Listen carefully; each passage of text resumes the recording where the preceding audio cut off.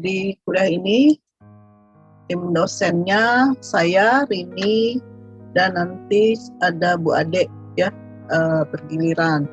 Jadi perkuliahannya biasanya 3 pertemuan. Pertama itu telekonferensi. Nah, tapi materinya akan di-upload di Indigos ya, e-learning me. Kemudian selanjutnya pertemuan keempat sampai ke-8 UTS ya, itu online, jadi lewat Indigos. Oke. Di pertemuan ini yang pertama mungkin akan disampaikan rencana perkuliahan ya selama 1 semester dan pendahuluan. Oke, baik, untuk ini deskripsinya dulu ya. Jadi mata kuliah ini sebetulnya lanjutan dari yang Oracle. Kalau ini kalau nggak salah jurusannya itu TI ya, bertujuan untuk mengenalkan kepada mahasiswa tentang PL. PL itu Programming Language ya, SQL, bahasa ekstensi prosedural Oracle untuk SQL Oracle, dan rasional database. Jadi basis data relasional itu yang mungkin terkait antara satu tabel dengan tabel lain. Mahasiswa dapat mengeksplorasi perbedaan antara SQL dan PLSQL. Jadi nanti kita lihat biasanya kalau di SQL itu kurang praktis ya untuk data-data tertentu seperti harus kita ulang-ulang. Nah, kalau pakai PLSQL, jadi kita bisa menggunakan seperti halnya kita coding, programming prosedural. Ada struktur kontrol, if, then, gitu. Mereka juga akan memeriksa PLSQL dan bagaimana bahasa pemrograman itu digunakan untuk memperluas dan mengotomatisasi SQL untuk mengelola database Oracle.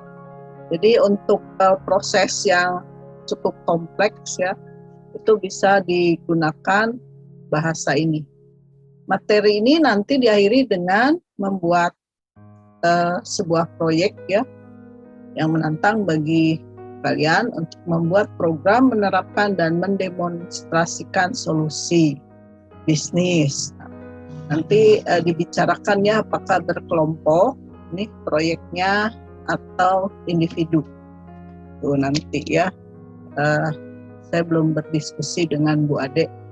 Mahasiswa, nah untuk tujuan pembelajaran, mahasiswa dapat membangun dan mempraktekkan blok PLSQL secara modular. Di antaranya ada store prosedur, store function. Jadi prosedur ini nanti kita tinggal manggil nama si prosedurnya, kemudian dieksekusi, bisa digabungkan dengan prosedur lain, jadi berurutan ya. Kalau function, nah bedanya kalau fungsi ini biasanya mengembalikan nilai yang ada di parameternya. Kemudian mungkin juga package, terus trigger ya. Biasanya kalau untuk menangani suatu masalah, nah itu pakai trigger. Serta penanganan exception untuk menghindari adanya error. Nah, itu dibuat exception. Jadi si programnya seolah-olah nggak error ya, pakai pesan error nih di exception. Nah, mahasiswa dapat memanfaatkan blok PLSQL. Jadi nanti ada blok PLSQL itu semacam kelompok instruksi atau statement ya, perintah-perintah yang ada di pemrograman. Bahasan dari perkuliahan ini, jadi materinya mulai dari pengenalan dasar pemrograman database dengan PLSQL, pengenalan variabel dan tipe data, nanti semuanya diimplementasikan ke bahasa PLSQL ya. Kemudian pengenalan SQL dalam PLSQL, pengenalan program structure, control execution. Jadi kayak ada beberapa perintah, kemudian bagaimana dikemas untuk dijalankan. Pengenalan composite data type, jadi gabungan beberapa tipe data. Terus penjelasan struktur program dengan scanner dan kontrol. Nah, di pertemuan ke-7 mereview materi untuk bahan UTS ya. Jadi ada latihan, ada penjelasan ringkas lagi tiap materi dan UTS. Nah, rencananya UTS-nya masih online. Kemudian tiap pertemuan nanti akan ada latihan. Nah, silakan nanti diperiksa di e-learning IKMI ya. Itu latihannya. Setelah UTS, materi yang akan dipelajari adalah seperti kursor. Kursor ini untuk menangani pengulangan ya, data yang jumlahnya lebih dari 1. Kemudian exception tadi untuk menangani error ya, exception, hal-hal yang berhubungan dengan kasus atau permasalahan. Kemudian untuk modular ini ada prosedur ya, untuk hal-hal trigger ini biasanya untuk update data ya. Terus ada compiler PLSQL membuat proyek. Nah, setelah itu review. Nah, itu nanti ya, karena ini proyek itu kan di akhir. Nah, karena pesertanya kurang dari 20 ya, nggak tahu kalau per kelompok berapa orang ya, kalau memungkinkan per orang. Kalau proyeknya nggak terlalu besar, kalau misalkan cukup kompleks mungkin per kelompok. Nah, ada review UAS juga sebelum UAS. Nah, UAS kalau dari jadwal ini masih online ya, UTS maupun UAS. Itu kurang lebih materi. Nah, referensi atau pustaka sebagian besar sih dari Oracle ya. Nah, untuk kontrak kuliah ini, jadi kalau sampai lulus ya, kehadiran minimalnya 75%. Jadi ya silahkan absen ya di yang sudah disediakan. Kalau di e-learning kehadiran itu kelihatan dari akses mahasiswa ke learning pad. Ya, harus mencapai. Jadi learning pad-nya semua diakses harus sampai selesai 100%, itu dianggap hadir. Nanti sistem yang nyatet ya. Teleconference ada 3 kali di awal, nanti di akhir juga ada lagi 3 kali ya. Jadi total 6, sisanya e-learning. Mengerjakan tugas dan latihan karena kuliahnya masih jarak jauh. Jadi latihan itu langsung di-upload di e-learning ya. Nah, biasanya bentuknya formatif. Jadi materi yang sudah diajarkan itu ada kuisnya ya. Kemudian mengikuti UTS dan UAS. Nah, ini sih seperti biasa ya, online. Dan bentuknya ya kalau online paling multiple choice ya. Jadi tugas latihannya yang bentuknya nyoba program itu di tugas dan proyek ya. Untuk evaluasinya ya seperti ini, sesuai pedoman nilai pokok di IKMI ya. UTS 30%, UAS 40%, kehadiran 10 dan tugas 20. Nah, kecuali nanti dikaitkan dengan sertifikasi. Jadi kalau Oracle kan ada sertifikasinya ya di IKMI ini. Nanti kalau nilai kuliahnya kurang baik, sedangkan sertifikasinya bagus, nah ini bisa di-upgrade. Jadi nanti tinggal kontak dosennya setelah nilai sertifikasi ada. Jadi nilai di kuliah nih akademiknya itu bisa diangkat ya. Umumnya kalau sertifikasi itu kan bagus-bagus ya, paling sedikit 80-an, kan lumayan, jadi bisa menambah nilai akhir dari kuliah. Ini SKS-nya kalau nggak salah, kalau dulu ya, nggak tahu saya apakah ini kurikulum masih lama, dulu itu 3 SKS, jadi sangat mempengaruhi IPK kalau untuk nilai Oracle ini. Tuh. Selanjutnya buku ya, pustaka yang digunakan, terus bagian besar ngambil dari Oracle Academy, khususnya materi PLSQL. Nah, ini pada buku-buku panduan lain sebagai pendukung ya. Kebetulan yang saya pakai ini dari buku-buku asli, jadi bahasa Inggris, tapi sebetulnya banyak ya yang bahasa Indonesianya, silahkan bebas cari.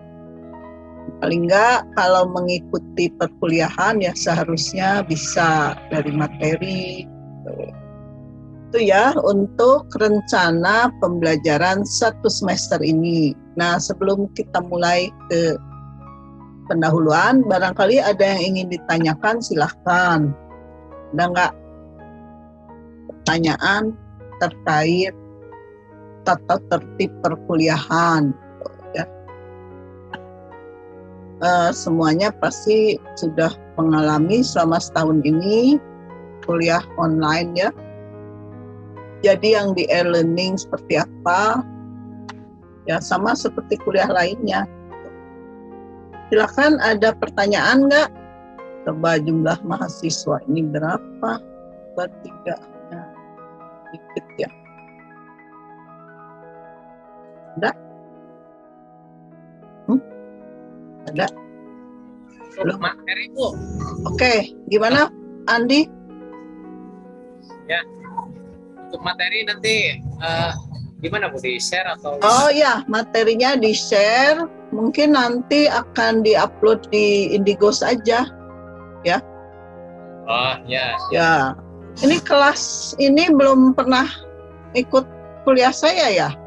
Atau udah baru pernah? Bu, baru. Baru ya? Iya, soalnya Baru. saya baru kenal nih, nanti di absen ya. Ya. Oke, kita lanjutkan dulu untuk per sesi kuliah. Ini saya karena dapatnya yang kelas sore ya, perkuliahan dimulai jam 5 kurang lebih ya. Toleransinya ya kalau bisa jangan terlalu sore karena nanti kepotong maghrib 15 menit lah tuh. Maghrib selesai aja Bu, biar buka puasanya bisa buka puasa. Oh, kalau bulan puasa sih ya harus dipadatkan ya. Ya saya juga kan puasa. Ya semuanya puasa ya. Nanti mungkin diatur untuk yang bulan puasa minggu depan ya. Belum kan? Minggu depan tuh kalau nggak salah, puasa tanggal berapa? 13? 13 Selasa Oh iya ya, minggu depan. Nanti saya tanyakan dulu ke BAK kalau puasa gimana jadwalnya, apakah dimajukan atau jadi diperpendek tuh. Ya. Itu ya. Ketemu aja Bu. Ketemu, buka bersama gitu. Iya betul. Buka bersama. Kan belum boleh. Udah pada divaksin gitu. Ya saya sih udah divaksin di sini di Bandung. Sana kan pasti Udah belum. Bu. Udah Bu. Udah sebagian Ya. yang pegawai sih ada yang sudah, yang berhubungan dengan publik itu harusnya sudah ya. Oke, kita mulai untuk pendahuluan pertemuan ini. Ini garis besar aja sebelum kita ke PLSQL-nya ya. Pandang apa? Konsep SQL itu seperti apa. PLSQL ini singkatannya dari Procedural Language Structure Query Language. Jadi bahasa prosedural. Kalau prosedural itu ya prosedur berurutan kayak gitu ya. Mengikuti aturan yang ada di PLSQL ini. Jadi isinya adalah blok yang berisi skrip bahasa prosedural. Sebetulnya bahasa prosedural ini umum, jadi ada deklarasi, kemudian nanti ada pendeklarasian tuh variabel, Terus ada pemakaian structure control ya untuk mengendalikan struktur logika program. PLSQL merupakan bahasa pemrograman prosedural. Kalau prosedural itu prosedur, logikanya bukan seperti objek. Kalau objek kita tinggal menggunakan objek, di mana objek itu lebih ke data. Kalau prosedur biasanya ke arah proses ya, aliran prosesnya. Nah, PLSQL dapat meningkatkan kinerja database. Saya break dulu sebentar ya, ada azan. Bentar ya.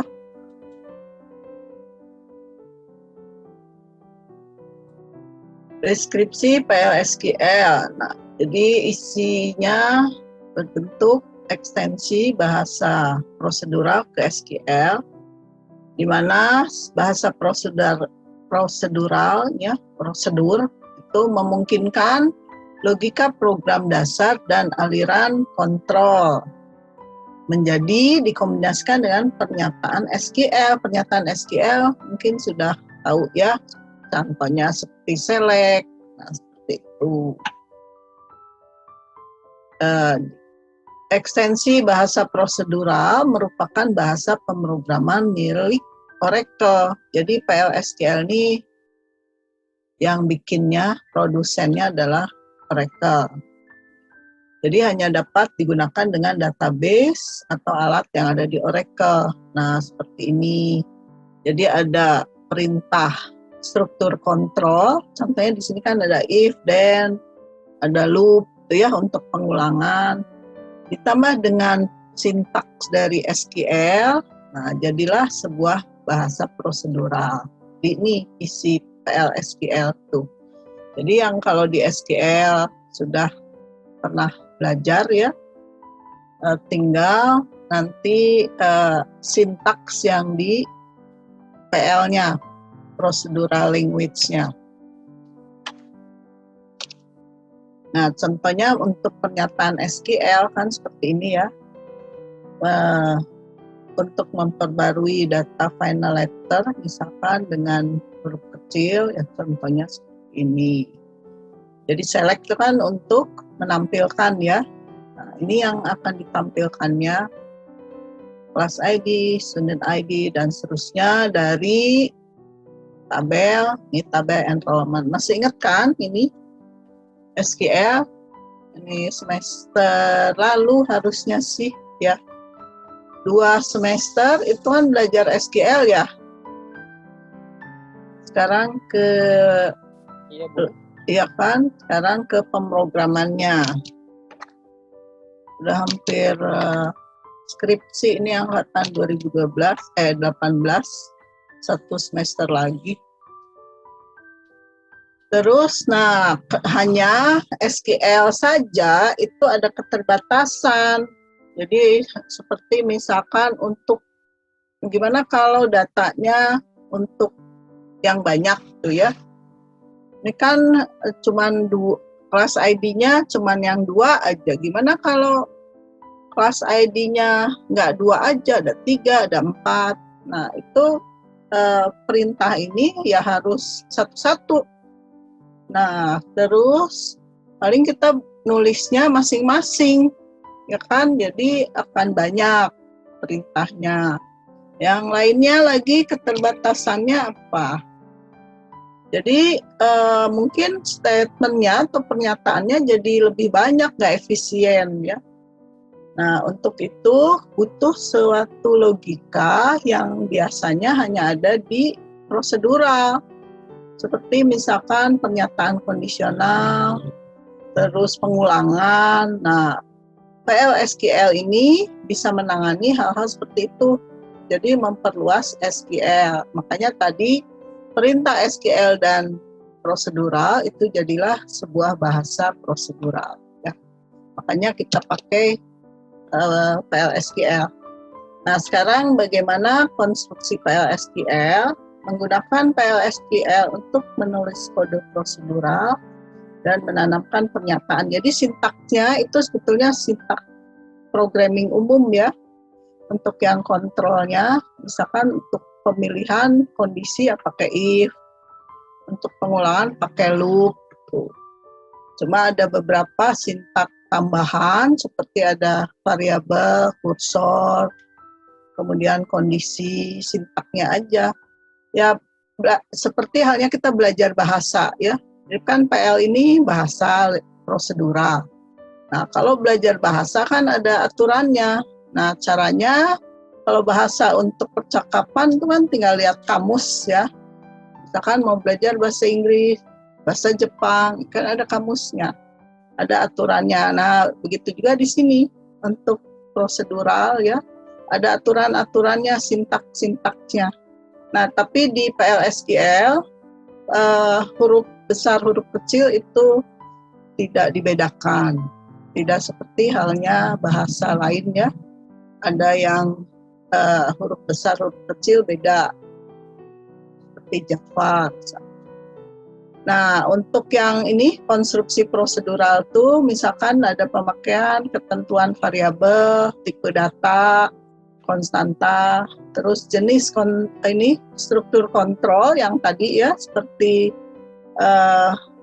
pernyataan bersyarat ya untuk diskusi untuk decision itu keputusan. Jadi kalau benar gimana, kalau salah gimana. Terus ada unit program yang dapat digunakan kembali setelah untuk dieksekusi berkali-kali. Itu prinsip dari PLSQL-nya. Nah, karakteristiknya, ciri-ciri ya, sangat terstruktur, mudah dibaca dan dapat diakses seperti bahasa sehari-hari, cuma dalam bahasa Inggris. Merupakan bahasa standar dan portable untuk Oracle pengembangannya. Terus bahasanya disematkan dan bekerja dengan SQL, jadi bisa digabung dengan sintak SQL ya. Merupakan basis data kinerja tinggi, ini Oracle ya, milik Oracle, sangat terintegrasi. Dasar dari pemakaian PLSQL ini adalah bahasa ADA yang mudah ya, ini banyak kesamaan sintaknya dengan ADA, mirip bahasa dasar lah, bahasa tingkat tinggi ya, bahasa generasi ketiga. Nah, istilah pemrograman umum ini juga akan digunakan di PLSQL seperti variabel ya, definisi variabel kan tahu ya, tipe data yang berlaku di Oracle, ada konstanta, kemudian struktur kontrol untuk mengendalikan di program. Nih, kalau hanya input proses output kita pakai ini yang sequence. Jadi di eksekusinya berurutan ya, baris pertama dulu, baris kedua dan seterusnya. Untuk yang kondisi atau pernyataan bersyarat itu pakai selection ya, pakai if dan else. Untuk pengulangan atau loop ya nanti ada perintah loop di PLSQL ini. Nah, jadi materinya untuk struktur kontrol ya kita pakai ya ini secara berurutan tahap ya.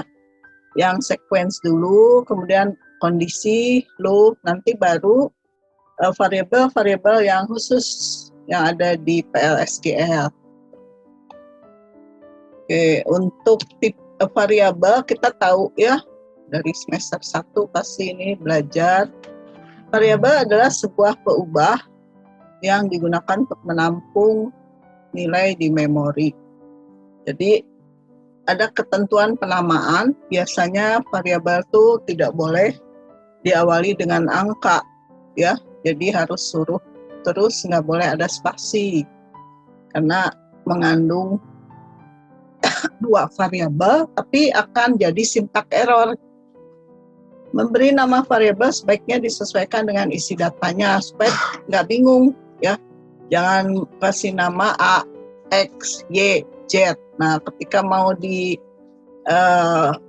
mau dimodifikasi, mungkin kita sendiri yang buatnya lupa. X ini untuk apa ya? Gitu. Jadi namanya disesuaikan dengan kasus yang kita buat. Nama variabel, nah ini tidak boleh ada spasi. Dan kalau bisa harus diawali dengan huruf ya. Selain variabel, ini ada tipe data. Tipe data dasar di Oracle ya, ini numerik, number, binary, desimal, double, dan seterusnya. Kemudian ada tipe varchar, ini untuk bukan angka ya, alfanumerik. Alfanumerik itu varchar, kayak varchar ini sebetulnya selain huruf bisa juga angka. Cuma nanti tidak bisa dioperasikan dengan tanda operator seperti untuk menjumlahkan, kali itu nggak bisa ya. Terus ada tanggal, tipe data ya, tanggal. Nah ini tanggal ini bisa diperhitungkan. Misalkan kalau maunya ngitung umur, kan dari tanggal lahir, ya tanggal hari ini dengan tanggal lahir. Ini tipe data boolean, kalau ini untuk tabel. Boolean itu logika ya, hanya nilai yes or no, atau 0 atau 1. Ada tipe data lain, record array, ini yang umum. Di Oracle, nah seperti ini, number itu biasanya numerik ya, nah ini tipenya numerik, bisa dipakai kalau variabel itu akan dilakukan perhitungan. Ada binary integer, untuk bilangan desimal, untuk bilangan real ya, biasanya ini mengandung koma ya, angka di belakang koma yang cukup presisi, cukup detail, jadi bisa panjang. Ada integer dan int ini sama, numerik sama dengan number, real juga sama dengan number. Nah yang umum sih yang dipakai number dan tipe data karakter ya. Ini small integer untuk bilangan bulat dengan rentang kecil, varchar 2 untuk karakter. Nah bedanya char dengan varchar di memorinya ya, kalau varchar itu diisi sesuai dengan isi variabelnya. Misalkan varchar lebarnya 10. Kalau ada karakter yang isinya kurang dari 10, ya akan diisi sesuai digitnya, tapi maksimumnya 10. Kalau char ini mungkin nanti ada space yang kosong ya. Terus long ini untuk string, lebarnya di atas 32.000 byte ya. Di tangga boolean tadi untuk nilai boolean, true false. Untuk tipe row ID, baris ya, baris biasanya datanya itu tipe data. Nah konstanta itu tetap, jadi nilai yang kita deklarasikan angkanya ya. Nah contohnya ini di sintak PLSQL ya, P itu tipenya konstan, bertipe data real. Nah berapa nih angka P? Sekian. Nah di dalam PLSQL setiap pernyataan diakhiri oleh titik koma ya. Terus komentar. Nah, komentar digunakan untuk memudahkan proses ketika kita mau mengubah program. Nah, ditandai oleh ini atau minus 2 kali untuk penjelasan ya. Kalau kita buat programnya cukup kompleks, mungkin nanti kita juga lupa lagi ini bagian perintah apa sih. Nah, seringkali tambahkan komentar seperti ini. Kalau pakai slash bintang harus diakhiri oleh bintang slash. Kalau minus nggak perlu ada akhir ya. Itu bedanya. Terus untuk struktur blok PLSQL itu ada 3 bagian utama. Yang ini opsional. Tadi contohnya declare itu boleh ada boleh tidak ya. juga eksepsi itu opsional, boleh ada boleh tidak. Nah yang pasti bagian penulisan perintah itu harus ada untuk menghitungnya, untuk menjalankannya. Gitu ya materi pendahuluan hari ini. Silakan kalau ada pertanyaan mengenai materi, ada nggak? Kita daftar akun Google itu kan ada Mm-mm. laki-laki, ada perempuan, dan ada lagi custom. Nah itu tipe datanya apa tuh Bu ya? Ya tergantung mau berapa digit. Kalau 1 digit ya cara aja kan pasti. Kalau nggak PL. Jenis kelamin ada jenis kelamin custom. Jadi bukan laki bukan perempuan itu. Jadi ya tetap aja pilih. LP. Nah, pilih sesuai jumlah digit. Kalau di definisi untuk menghemat memori space ya 1 digit cukup kan jenis kelamin. Kalau nggak P ya L. Kalau yang bukan PL ya tulis bisa N ya, NA not available, nggak tahu itu. Memang sih kalau di internet itu mungkin isinya kan female, man, terus ada satu lagi ya pilihan. Iya benar Bu, ada Nah, karena di negara lain sana ya berlaku tuh. Kalau di Indonesia kan enggak, hanya ada 2, pilih salah satu. Demikianlah materi pertemuan pertama untuk mata kuliah pemrograman PLSQL ya. Semoga bisa dipahami. Wassalamualaikum warahmatullahi wabarakatuh.